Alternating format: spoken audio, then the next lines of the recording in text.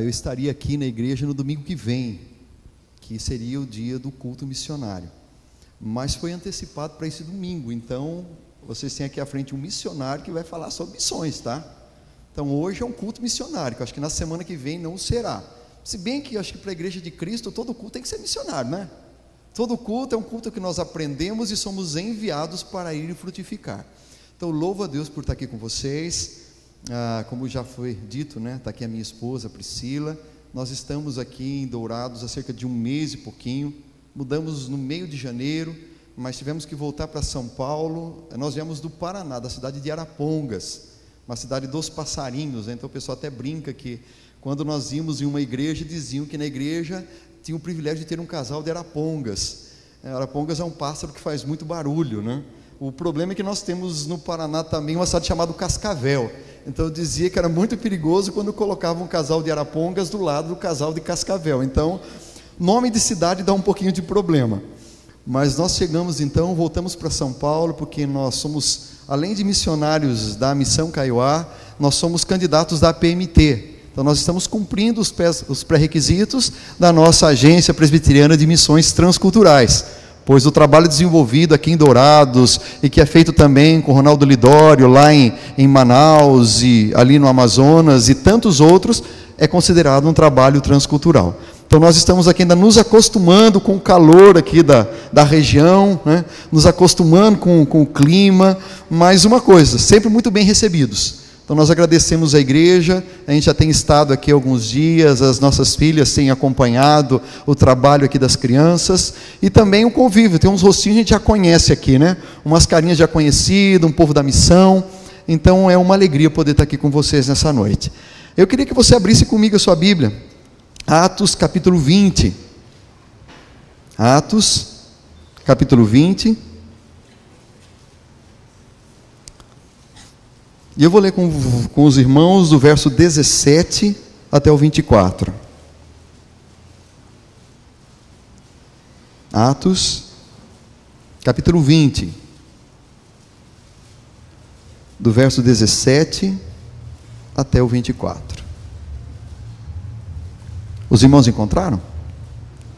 Você não sabe para um pastor como é bom ouvir esse barulhinho né? De página virando, viu? Nos diz assim a palavra do Senhor. De Mileto, mandou a Éfeso chamar os presbíteros da igreja. Isso foi Paulo que fez.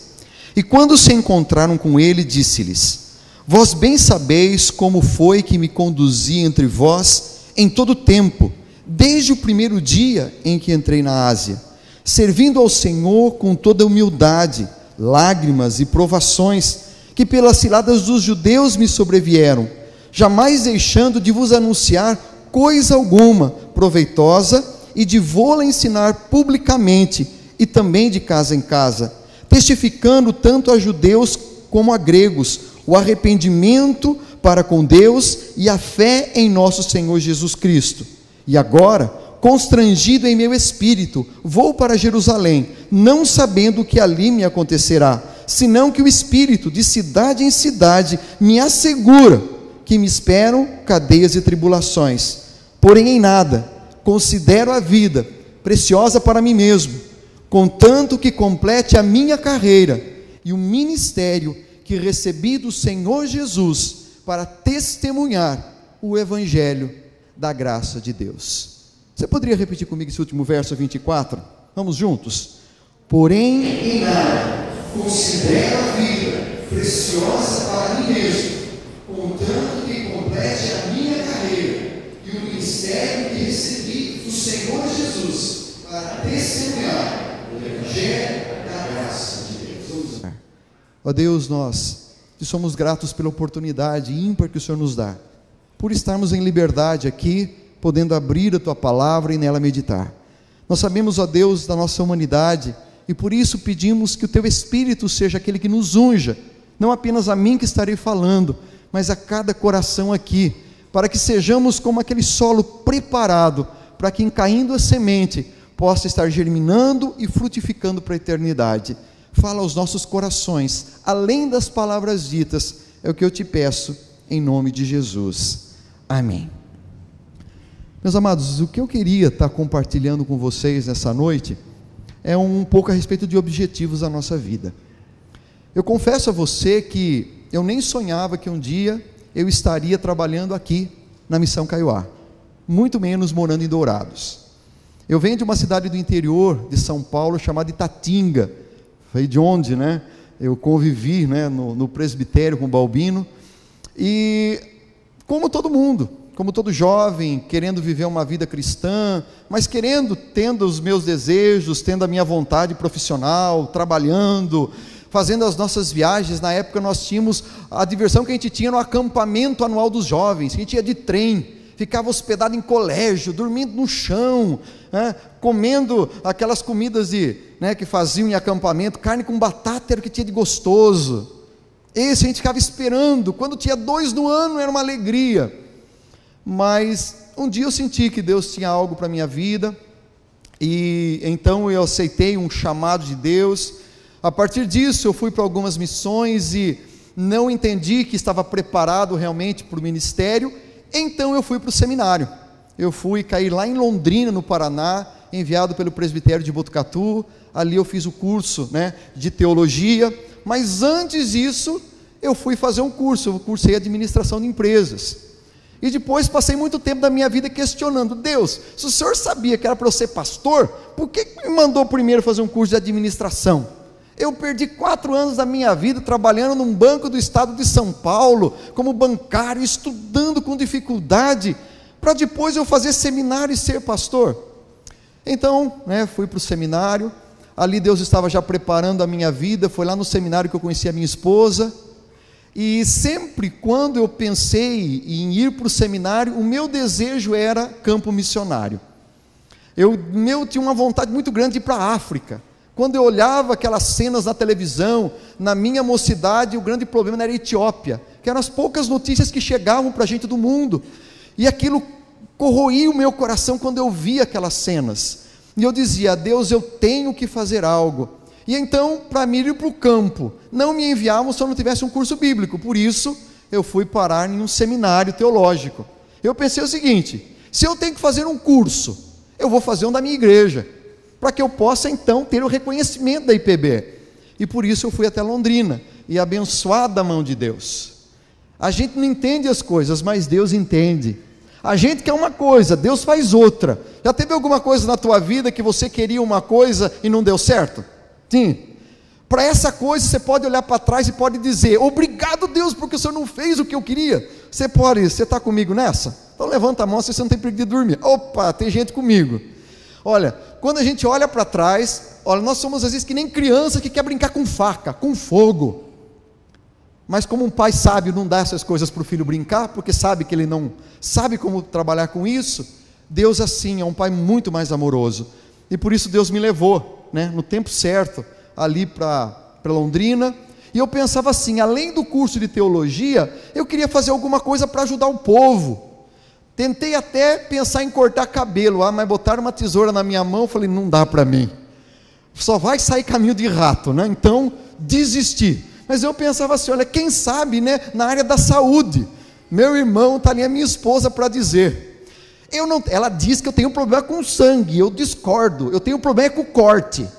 Para mim sangue não tem problema, mas se eu ver o corte, aquela carninha lá, pode me segurar que... Então eu na área da saúde não vai dar certo.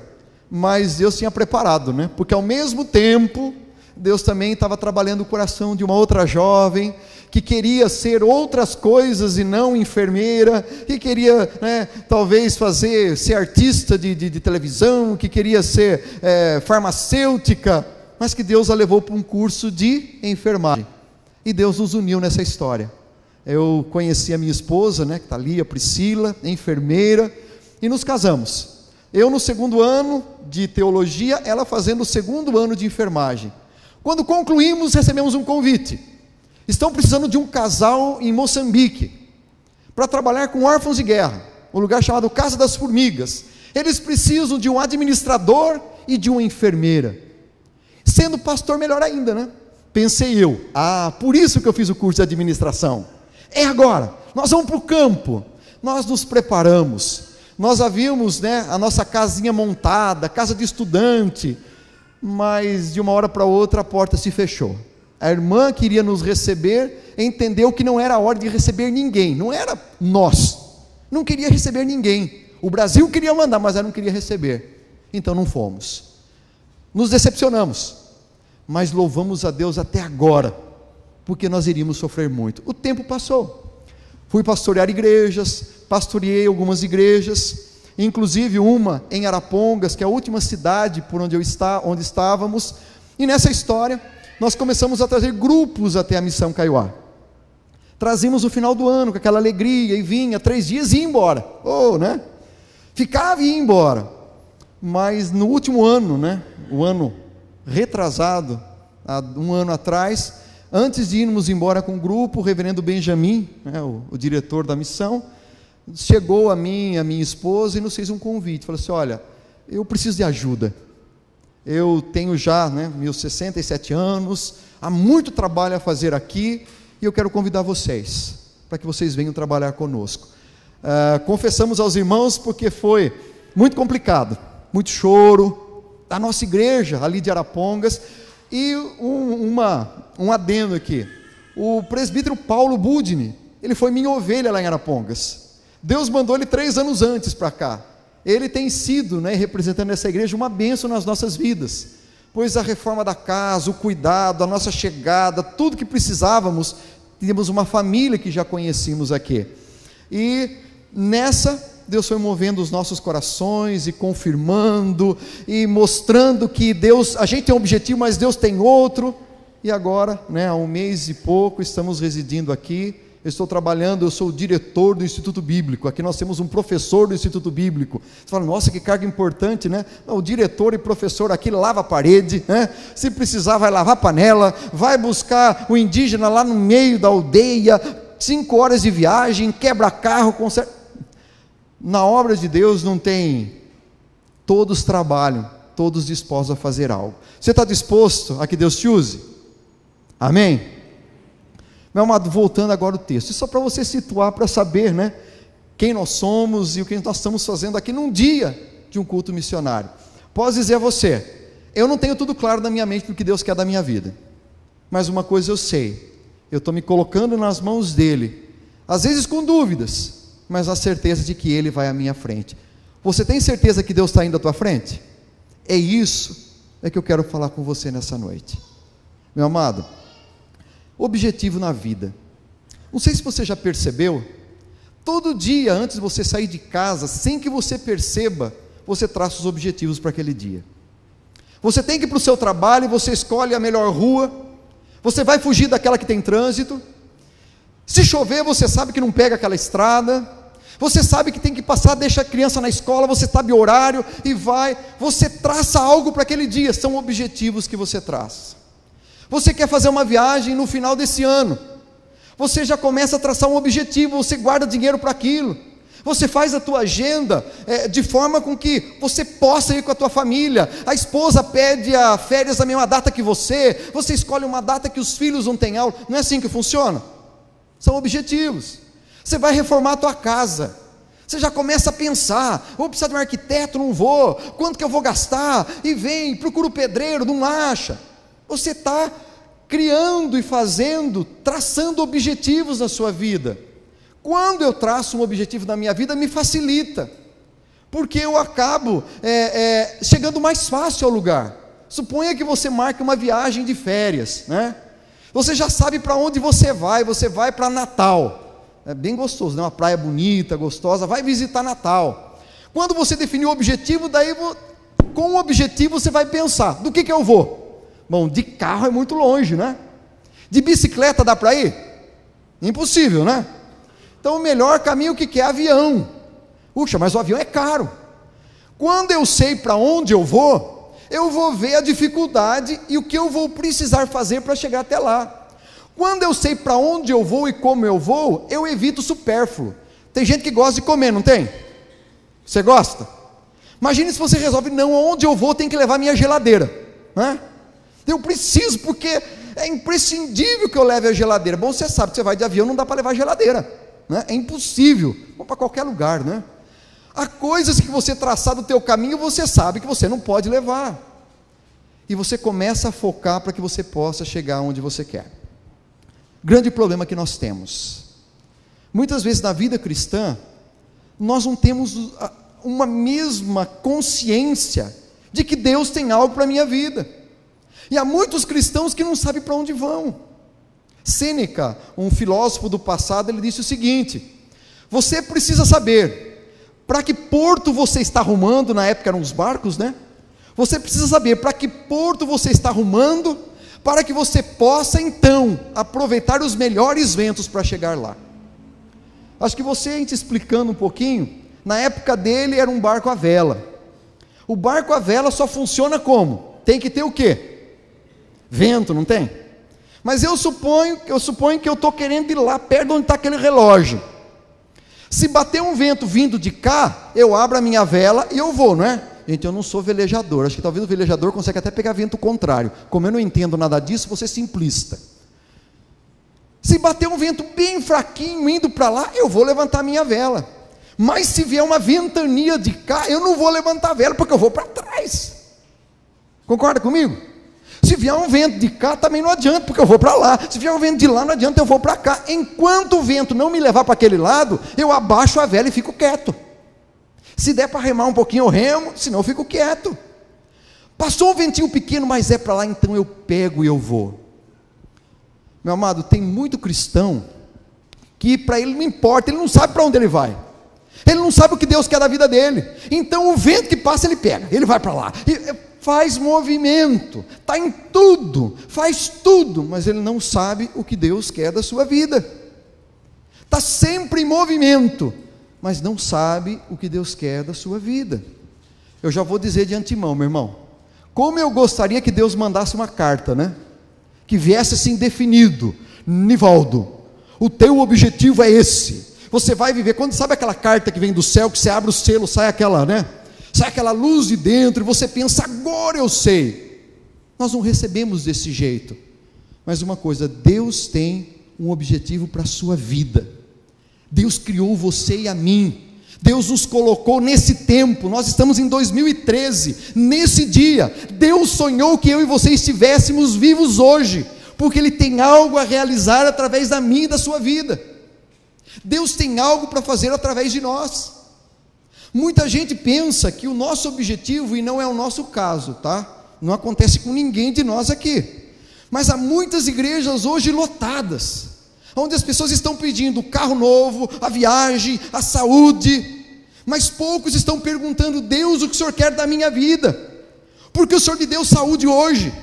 Ou se eu não tenho saúde hoje e preciso ir para um hospital, o que o Senhor quer de mim dentro daquele hospital? Se eu não posso estar na igreja hoje porque tem alguma coisa que me impede, o que o Senhor quer de mim lá na minha casa, com o meu vizinho? Objetivos. Você sabe o que Deus quer de você? Meu amado, muitos hoje estão vivendo talvez uma vida como aconteceu em dois momentos da história, delicados. No momento que houve com Ló e com Noé. A palavra diz o seguinte, que na época de Ló e de Noé, as pessoas comiam, bebiam, vocês lembram? Comiam, bebiam, compravam, vendiam, plantavam, né? Não sei se disse colhiam, e num dos textos fala que davam-se em casamento. Meu irmão, tem algum pecado em alguma dessas coisas? Comer e beber é pecado? Bom, se você exagerar, se torna, né? Plantar e colher, comprar e vender. Mas diz a palavra que sobre eles, repentinamente, veio grande destruição. Isso me faz pensar um pouco. Meu amado, nós estamos vivendo no presente tempo, muito voltados para as nossas coisas, para o nosso trabalho, para aquilo que eu preciso. Meu amado, você tem um objetivo para a tua vida, você sabe onde você quer chegar profissionalmente, você sabe do teu filho, você põe ele na melhor escola, você sabe da comida que ele vai comer, porque ele tem que ficar forte, você pensa no que ele vai ser daqui 10 anos, mas será que só isso é o suficiente, só isso agrada o coração de Deus, ou Deus tem algo mais para a nossa vida? Há um grande sábio do passado, o nome dele é Salomão, E se você der uma olhadinha no livro de Eclesiastes, você não precisa abrir, no capítulo 1, conta que ele vivenciou talvez tudo que o homem gostaria de vivenciar. Ele passou de festa, bebida, a empresário megalomaníaco, ele, especulador de mercado financeiro, construiu coisas e palácios e jardins, tudo que você pode imaginar esse homem fez. No final da vida dele chegou a uma conclusão. Vocês lembram qual que foi a conclusão? Tudo é. E ele usa um outro termo, que é que nem fazer o quê? Correr atrás do... Meu irmão, eu vejo muitas vezes, muita gente sofrendo demais com coisas que não tem tanta importância. Quando Deus olha lá do céu, muitas vezes Ele nos vê como alguém que está correndo atrás do... Eu estou dizendo de mim, não de você. Mas nós nos inquietamos e nós ficamos muito atribulados com as nossas vaidades. Nós sofremos por causa das nossas vaidades. E quando Deus olha do céu, Ele nos vê como filhos que reclamam. E Ele pensa, eu tenho algo para você. E é muito maior do que isso que você está vivendo. Não sei se você já viu cachorro correr atrás do rabo, você já viu? Você acha isso uma coisa sensata? Mas onde que ele vai chegar? Em lugar nenhum, né? Amado, tem muita gente que, como cristãos, não sabem aonde vão chegar. Não sabem. E aí é que vem o texto em questão que foi lido, do apóstolo Paulo. Há muitos outros que nós poderíamos usar como exemplo, mas o apóstolo Paulo para mim tem sido uma inspiração, e eu gostaria, seria um grande sonho, é poder estar vivendo uma vida direcionada. Mas uma coisa eu vejo na vida do apóstolo Paulo, ele era uma pessoa que antes de se converter, ou a minha arretado, né, como dizia o povo no Nordeste, ele sabia o que ele queria, personalidade forte, aonde ele ia, o que ele ia fazer, ele fazia bem feito, pelo menos que dá para entender na Bíblia, né? Perseguidor, eu imagino que era o terror dos cristãos. Os líderes dele davam uma área, se alguém ia fora, ele ia atrás, para ele não ligava para isso não. Na juventude procurou estudar, ele saiu da sua terra como um bom judeu, foi para Jerusalém, um fariseu fervoroso, perseguidor dos cristãos. Ele tinha objetivos errados, mas ele sabia o que ele queria. Mas um dia na sua vida, houve uma coisa que mudou a sua história. O que aconteceu com Saulo? Ele teve um encontro com Cristo. E meu amado, aquele dia foi decisivo. Alguém diz que ele caiu do cavalo, né? A Bíblia não fala se foi cavalo, só fala que ele caiu, né? Só fala que ele caiu. Mas depois desse dia, uma coisa mudou em Paulo, mas outras não. Uma coisa que mudou em Paulo, a especial, é que todos os objetivos da vida dele foram redirecionados. Ele continuou com personalidade forte, ele continuou brigando, ele continuou fazendo, mas não mais o que ele fazia antes. Se ele usava a força dele para perseguir os cristãos, agora ele usava para divulgar e falar dessa palavra.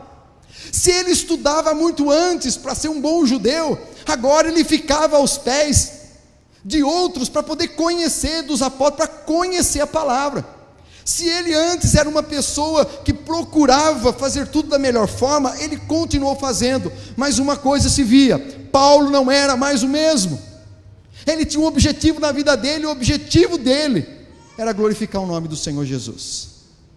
E o texto do versículo 24 diz assim, dizendo mais ou menos um pouco do que era talvez o grande objetivo da vida de Paulo, e que eu tenho procurado usar como objetivo na minha vida, e eu queria também deixar para a tua vida. Diz assim, olha: porém em nada considero a vida preciosa para mim mesmo, contanto que complete a minha carreira, o meu ministério, o qual eu recebi do Senhor Jesus. E qual é esse ministério? Testemunhar o evangelho da graça de Deus. Qual que é o ministério de Paulo? Testemunhar o evangelho da graça de Deus. Você pode repetir comigo? Testemunhar o evangelho da graça. Mais uma vez, testemunhar o evangelho da graça de Deus. Você pode dizer que Cristo entrou na sua vida? Igreja, amém? Meu amado, será que alguém olhando para mim e para você pode dizer: essa pessoa hoje é diferente do que era? Essa pessoa hoje, ela tinha objetivos na vida, mas agora ela mudou. Você que era um empresário, de quando Cristo entrou na sua vida, mudou o teu jeito de ser e os objetivos, os lucros da sua empresa, para onde vão? É só pensando em você. O que mudou nessa história? Nós como cristãos, eu creio que recebemos de Cristo um encargo como esse. A nossa vida, aonde quer que eu vá, sabe para que é? Testemunhar da graça. Para fazer o que mesmo? Testemunhar. Meu amado, você conseguiu um bom emprego, né? Você está achando que é pela sua capacidade? Que é porque você é uma pessoa, né? Sabe por que Deus te colocou ali? Sabe para quê? Jovem, você passou no vestibular. Você estava acima de tantos outros. Você vai ser um profissional. Será que você vai apenas para a faculdade para você ser uma pessoa que vai ganhar muito dinheiro, viajar muito? Será que é para isso? Você está lá porque para... Meu irmão, você mora em um condomínio ou numa rua a sua vida toda, você nunca se mudou de lá. Você fala: Deus, o que o Senhor quer de mim porque eu sempre morei aqui? Não. Deus, há 100 anos atrás, Ele entendeu que precisaria de um missionário naquela rua, e Ele fez com que você nascesse ali, que alguém um dia falasse de Jesus a você. Por que é que você mora onde você mora? Para...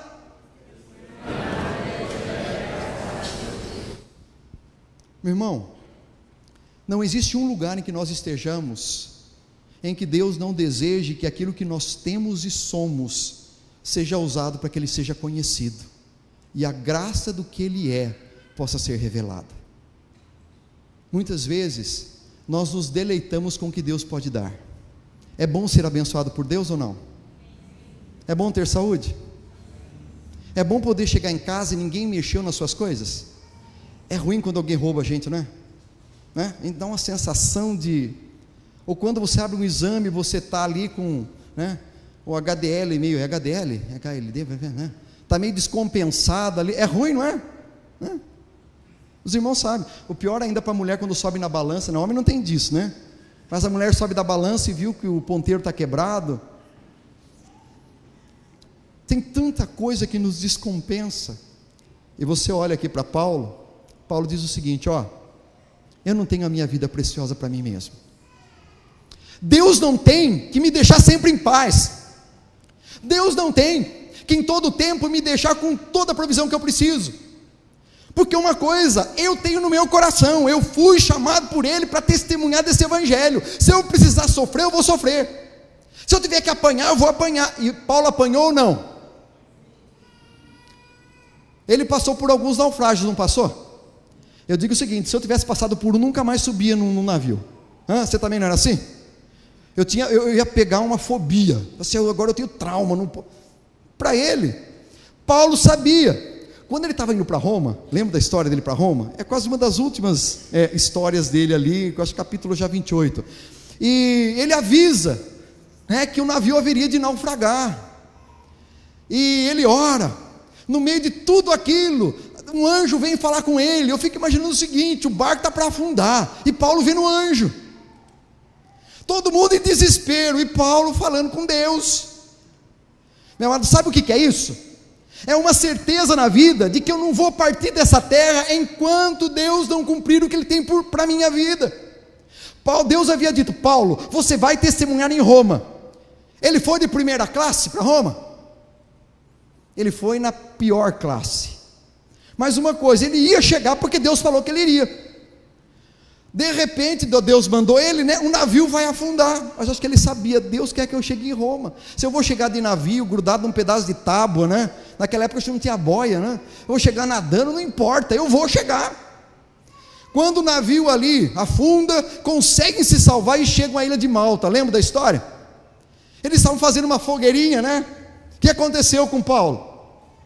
Veio uma víbora, e morde. Fala assim: agora, que missionário é esse? Sobe num barco, o barco afunda. Vai fazer fogueira, uma víbora morde. Fala assim: não, Deus não está nessa história, porque tudo que vai fazer dá errado.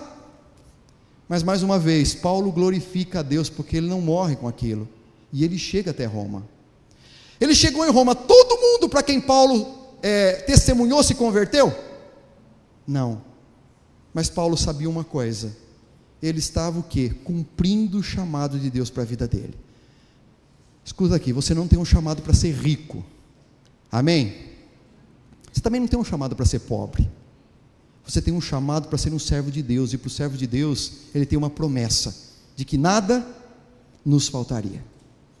Para o cristão, no final do mês, ou ele multiplica o dinheiro, ou diminui a fome, amém? Mas necessidade não haveria de passar. Deus tem um chamado para mim e para a sua vida, que vai além daquilo que nós vivemos, que vai além daquilo que nós temos. O que Deus tem te dado, como sabedoria, como conhecimento, como valores, como tudo, Deus deu a você, porque Ele tem algo a desenvolver através da sua vida. Aí você pensa: mas o que eu posso fazer? O que eu posso usar? O que eu posso dar a Deus? Paulo entendia que o que ele tinha de mais precioso para oferecer a Deus era a própria vida dele. Não eram os bens que ele tinha, porque a gente não sabe, nada a não ser a sua própria vida. E quando você vai ver a história de muitas pessoas, na história tanto da Bíblia, como na história das missões, você vai ver que muitas vezes a gente hoje foge do sofrimento. Qualquer coisa que nos doa um pouquinho mais, nós achamos que não vem de Deus. Mas eu queria que vocês talvez se lembrem um pouco da história dos irmãos moravianos, jovens que, quando iam para o campo missionário, eles se vendiam como escravos, para poder ir até onde eles iriam chegar. Quando se tinha uma despedida, eles não saíam de avião, não tinha internet para você poder falar pelo Twitter, ou falar pelo Facebook, não tinha nada disso. Ele ia com passagem de ida, e sabia que nunca mais voltaria a ver os seus pais. Na despedida, era o choro de uma despedida como se fosse uma morte, porque sabia que era o fim do convívio. Mas mesmo assim, nessa época dos moravianos, foi o maior boom, foi o maior crescimento da obra missionária no mundo, porque as pessoas ousavam não ter as suas vidas como preciosas, eles queriam mostrar quem era Jesus. Se alguém os perseguisse, não importa, eu quero fazer uma coisa, eu quero testemunhar.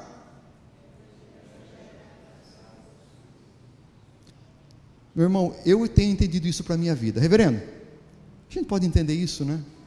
Que Deus tem para todo cristão um chamado para testemunhar o Evangelho da graça de Deus. Como você vai fazer isso? É o seu dia a dia, Deus que vai mostrar. A mim e a minha esposa e família, Deus nos chamou para Micaioá. Talvez a você seja um trabalho aqui na igreja com crianças. Paulo, ele dizia o seguinte: olha, eu gosto de pregar onde o Evangelho não chegou ainda. Eu quero pregar onde Cristo ainda não foi anunciado. E ele fazia isso e ia de um lugar para outro. Talvez você não esteja vendo a tua empresa como seu grande campo missionário. Talvez você, jovem, não esteja vendo a sua universidade, quem trabalha, estuda com você ali, como sendo um grande campo missionário. Nós temos um grande erro de achar que missionário é só aquele que está na missão, né? Sabia que eu estou olhando aqui para uma igreja de missionários plantados aqui em Dourados, para fazer diferença aqui. Quando Deus olha lá do céu, Deus não vê o grupo de crente da igreja, que vem todo domingo para sentar e fica sentado, escutar o pastor falar, e tchau, vai embora, cada um para a sua vida. Quando Deus olha lá do céu, Deus vê aquele grupo que foi transformado por Ele, que foi cheio do seu poder, não apenas para comer, beber, comprar, vender, plantar e se casar, mas um grupo que foi escolhido por Ele, para fazer diferença nesse mundo que está ali fora. Pessoas que foram compradas por um preço alto, e tendo sido compradas por um preço tão alto, nós não podemos simplesmente nos sentirmos tranquilos por sentarmos a cada semana nos bancos das igrejas e achar que com isso eu estou cumprindo o chamado de Deus para a minha vida. Mas a cada dia que você se levanta, a cada novo dia que Deus te dá, que Deus me dá sobre a face da terra, é a oportunidade que eu tenho que falar: Deus, hoje eu desejo com a minha vida testemunhar o quê? Como o Senhor vai me usar? Talvez hoje me persigam, talvez hoje algo aconteça que me entristeça, mas uma coisa, eu quero cumprir o teu chamado para a minha vida. Me contaram, há muito tempo atrás, uma história de uma jovem que foi prestar vestibular e ela foi muito bem em tudo, com exceção da redação. A redação praticamente ela zerou. E depois ela pegou uma cópia da sua redação e deu para um professor corrigir. E esse professor, pegando aquela redação, começou a fazer muitos elogios àquela jovem, dizendo: você escreve muito bem, o seu português é perfeito, você tem ideias concatenadas, e você isso, e elogiou.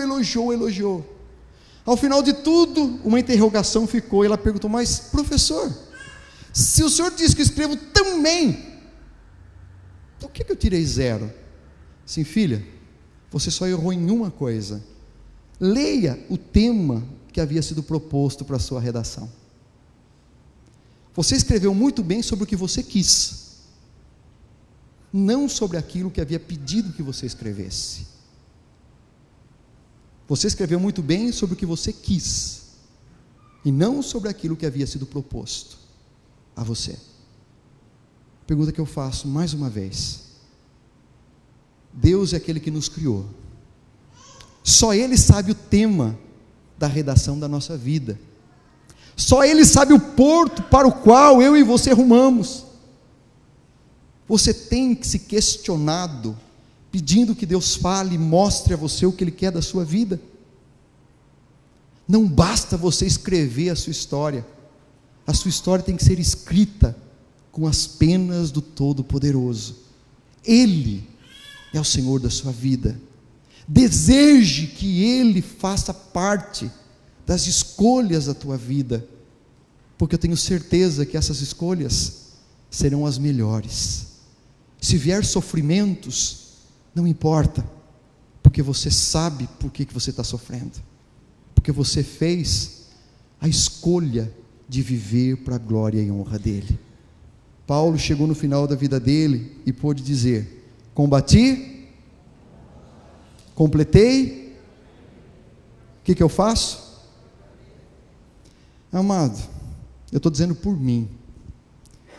Quantos cristãos vão chegar, talvez até eu, ao final da vida, olhar para a história e dizer o seguinte: Deus, eu estou me aproximando de encontrar contigo.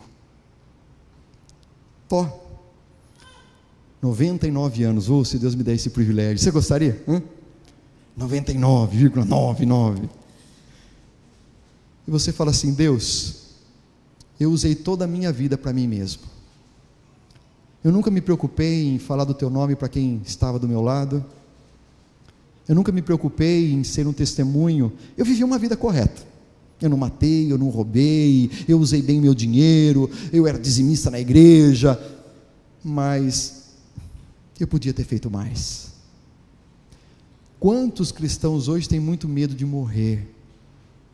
Eu digo que como pastor, muitas vezes eu visitava alguém no hospital, e no meu coração é como se Deus dissesse: ore porque ele vai se encontrar comigo logo.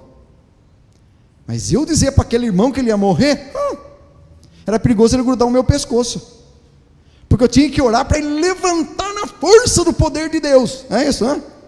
Você imaginou um pastor ir no hospital e orar falando assim: meu irmão, você está à véspera de se encontrar com Cristo, está firme nele, você já está na hora, você pode então hoje, depois de combater o bom combate, você pode então, como que eu rezo o versículo? Você está completando a carreira, está na hora de guardar a fé. Será que você vai falar assim: ai pastor, glória a Deus, você vai fazer isso? Assim, meu Deus do céu, pastor, o senhor nem ore. O senhor nem ore, que o senhor está hoje com... Vai que o senhor está com a unção do passamento, né?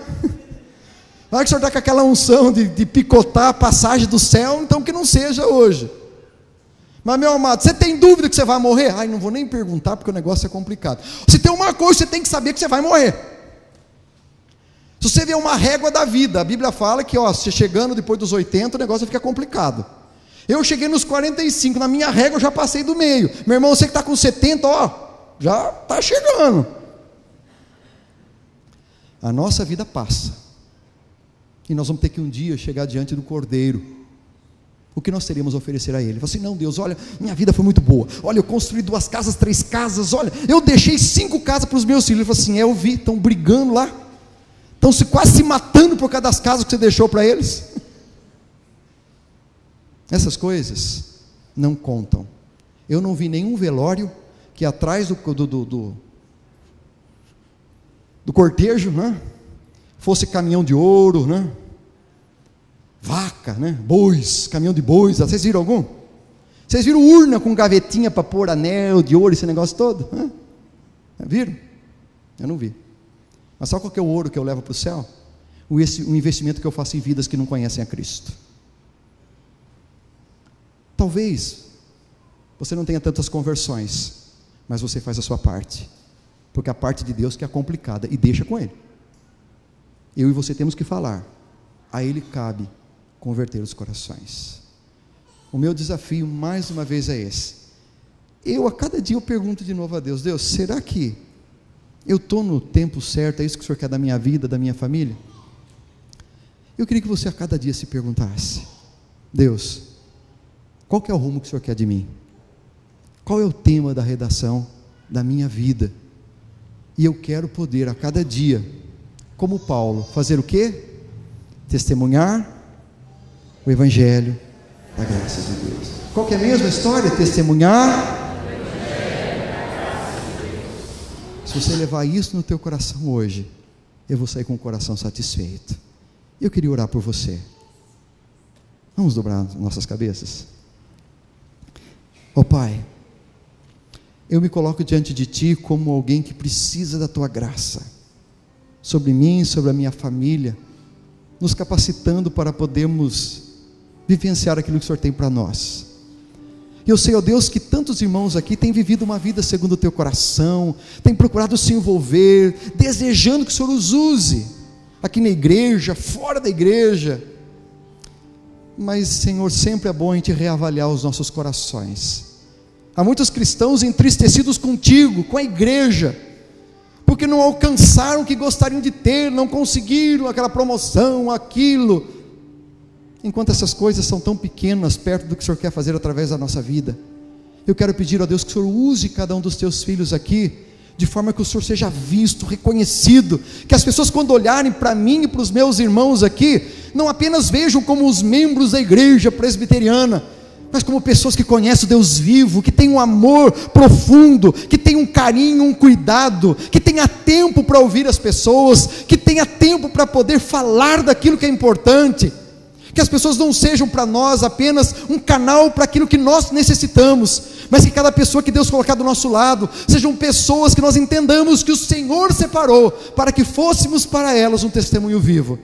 Eu quero te pedir que o Senhor esteja cada manhã despertando o nosso coração para um dia de vida, mas para a glória do Teu nome, para um dia em que o Senhor seja visto em nós.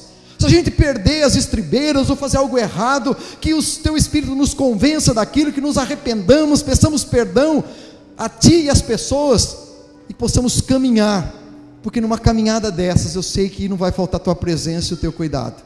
E quando fazemos isso, eu sei que do que nós necessitamos o Senhor vai cuidar, porque Tua palavra diz: buscai pois em primeiro lugar o reino de Deus e a sua justiça, que todas as demais coisas nos serão acrescentadas. Quando atentamos para o essencial, o Senhor vai acrescentar na nossa vida aquilo que necessitamos. Pai amado, conduz-nos em paz, eu te peço, mas debaixo do Teu cuidado, em nome de Jesus. E é um cântico, eu creio que a igreja toda conhece, mas esse cântico eu quero fazer um desafio a você.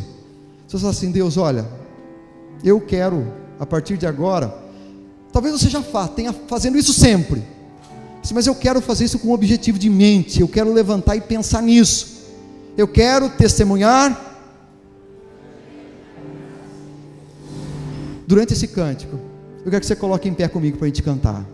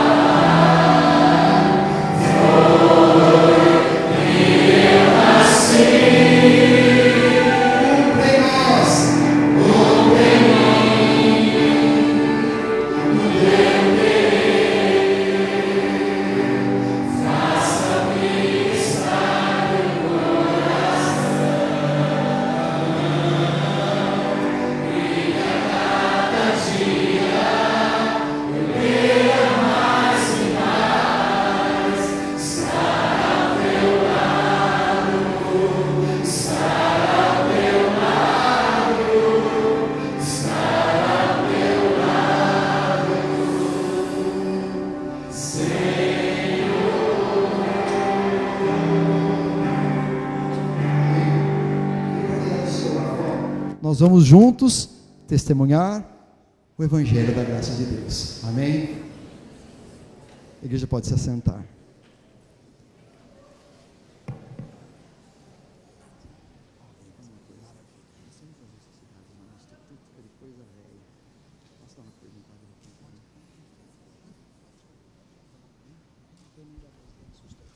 Ele falou que eu posso fazer, tá?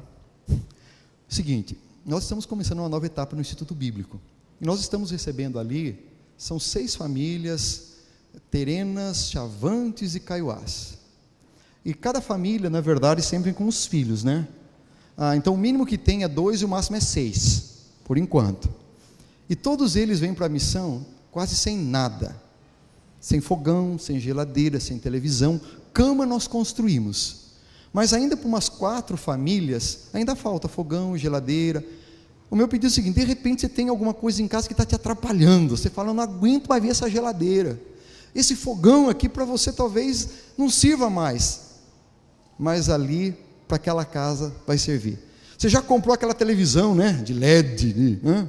Então você tem aquela lá, né? Meia pequenininha. Com certeza lá vai ter muita serventia. Então se você tem alguma coisa, nós vamos buscar lá na sua casa, tá? Damos um jeitinho. E com certeza, aquilo que para você talvez não tenha tanta serventia, vai ser muito abençoador para uma família. Amém? Se alguém tiver depois, pode me procurar ou procure a diaconia, tá? A diaconia sempre está em contato com a gente, ali auxiliando na missão, e com certeza vai ser uma bênção para a nossa vida. Graças a Deus pela vida do nosso irmão, pastor Nivaldo, pela mensagem impactante, fez-nos bem ao nosso coração. Nós vamos encerrando o nosso culto, nos colocando em pé para o cântico do hino 146, depois a oração e a bênção, e aguardem para alguns avisos.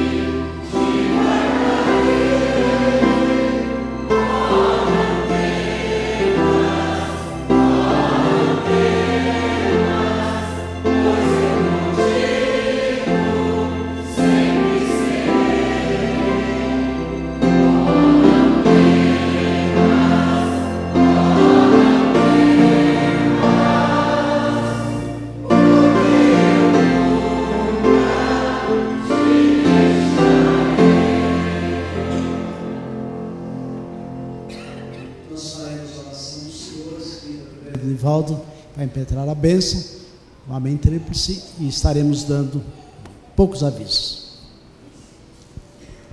Oremos. Pai nosso que estás nos céus, santificado seja o teu nome. Venha o teu reino. Seja feita a tua vontade, assim na terra como nos céus. O pão nosso cada dia nos dá hoje. Perdoa as nossas dívidas, assim como nós perdoamos os nossos devedores. Não nos deixes cair em tentação, mas livra-nos do mal, pois teu é o reino, o poder e a glória para sempre. E que sobre a vossa vida, sobre a sua casa, que haja uma semana de bênção, que o cuidado de Deus os acompanhe e faça com que essa semana seja uma semana de vitória debaixo dos cuidados do Cordeiro, e que a graça do nosso Senhor Jesus Cristo, que o amor de Deus, o nosso amado e eterno Pai, que as ternas e infindáveis consolações do Espírito Santo de Deus sejam sobre vós e sobre toda a igreja de Cristo, que se espalha sobre toda a face da terra, não apenas hoje, mas para todos sempre. Amém.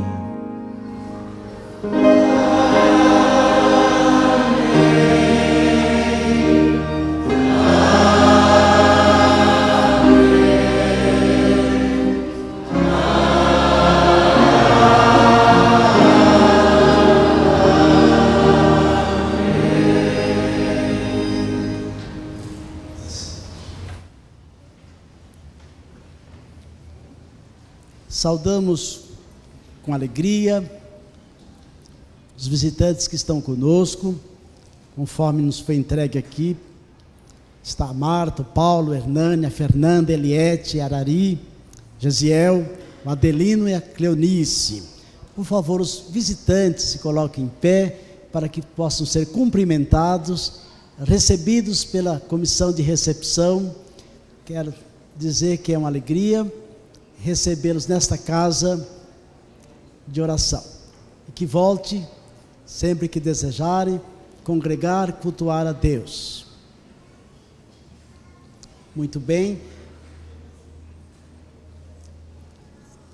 a comissão os recebe e vai proceder à anotação de nomes e endereços para possível visita dos nossos queridos visitantes.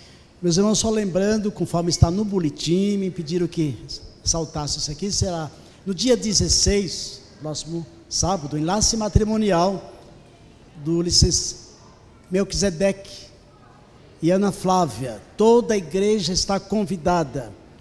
O casamento será aqui, então, na igreja, às 19h30.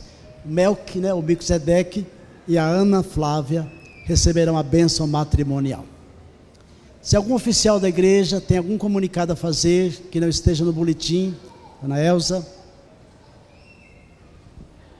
Por causa do casamento que vai ser à noite, o coral ensaio vai ser às 16 horas. Então, irmãos, estejam aqui às 16 horas para nós ensaiarmos, para a Páscoa.